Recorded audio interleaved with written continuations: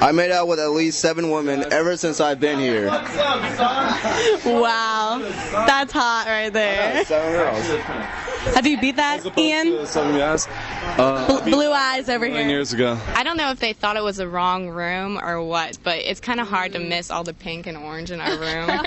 So either they like the color pink and orange and they have that in their room, or they just didn't know where they were last night. I wish he would walk by. He literally. Do you guys know what's up with this guy? Like, I really want to know. No. I'm gonna go talk to him. And I gotta What? admit, This guy wants to talk to me again. college is really out of control, and I'm loving it.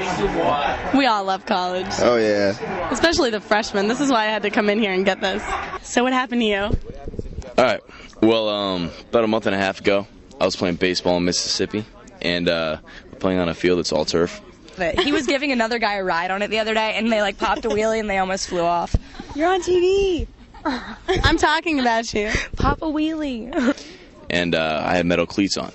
So I hit a ball in the gap, and I was trying to stretch a double into a triple, and my right cleat caught on the turf, started to fall on my face, and I didn't want to do that. So I tried to keep running with my left leg. It was straight, and it just jammed into the ground, and popped, twisted, and fell. This kid, he's got a crazy story to tell you all, and I must say I've never heard one like it before, so enjoy this. Alright, so where should I just start? I just exactly how I told you? Exactly how you told me. Alright, so one night all I can actually remember is I was at some party, just drinking and hanging out with a bunch of friends, and then I remember I was sitting in some chair. The second night that we got here, one of my floor mates and her friend and her sister showed up at my room at probably like 4 o'clock in the morning. So I tore my ACL and ripped a bunch of stuff, my PCL. I don't really know what happened. And had surgery about 3 weeks ago. And now I'm rehabbing it. And so I got this little contraption because it's kind of hard to crutch around campus, you know what I'm saying? Yeah, oh, I know what you're saying. I woke up covered in white paint, and I was like, who pours white paint on somebody? Like that's not cool. Like, but later that day, apparently, I found out it wasn't white paint. My friend told me no, it was napalm. They were so drunk, and they started knocking on my door and screaming like housekeeping, and like I opened the door, and I didn't know, like I barely knew anyone here, and they start singing and dancing. I mean, it's pretty convenient to have this bad boy in, plus the ladies love it. Yeah, I can tell. You and Will started making napalm, and you guys lit it on fire, freaked out because it went out of control. We threw water on it, which if you don't know what napalm is, you might as well throw gasoline on a fire because it's no different. And then we, I guess, tried to stomp it. I don't know how we got it out. Like one of them, she's talking to, she thinks like she was paranoid because she thought that RA was like spying on us.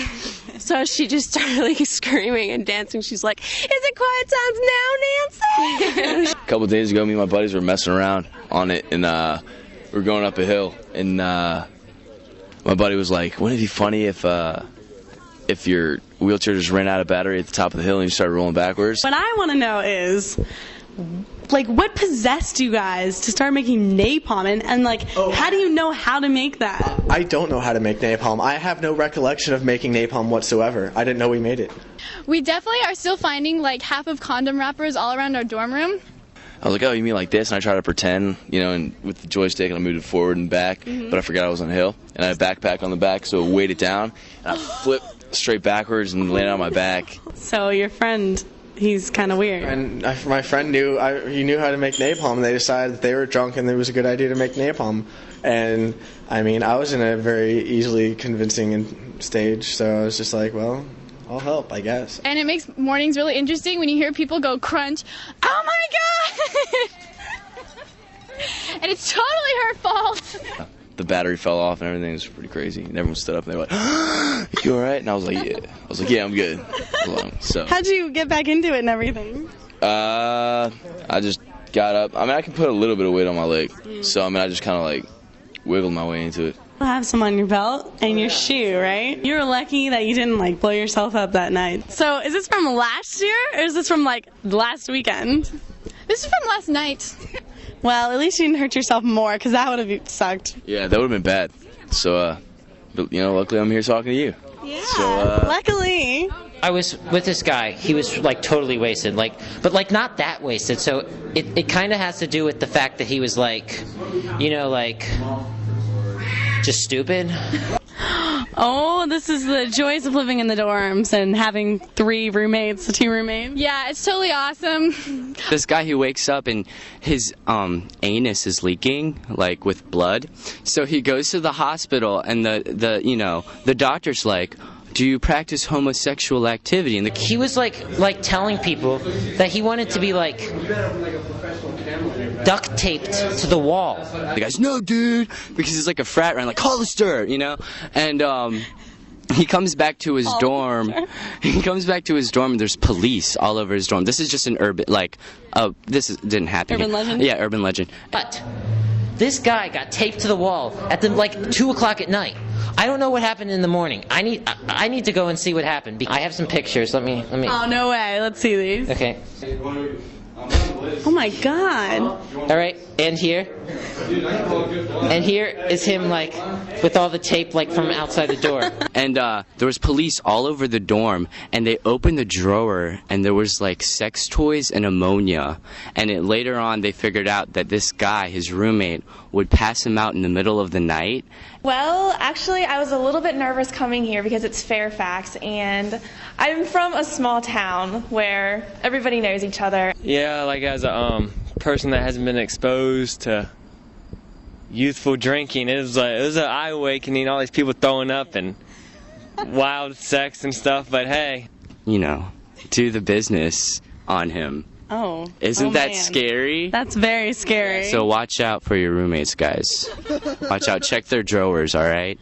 Check for any ammonia, all right? Just, a heads up on that. So have you gone to any parties or been involved? Yeah, I've been to a couple frat parties, and honestly, they're not really all that they're cracked up to be. That's college for you, you gotta love it. Thanks for joining me for this special edition of Campus Confessionals in President's Park. I'm Antonia, and I'll see you next week in the JC. Wait, we're going to do that again. Okay, I don't even know what girls. That was easy. Can you edit that first part? Yeah, of course. Okay. The chair vibrates. Oh, no. Freshman. I don't know what I'm saying. I'm totally rambling. There's so many people in this room right now. Okay, all right. Ish wants to say something again. Thank you so much for sharing your graphic stories with me. It ended the day on a good note.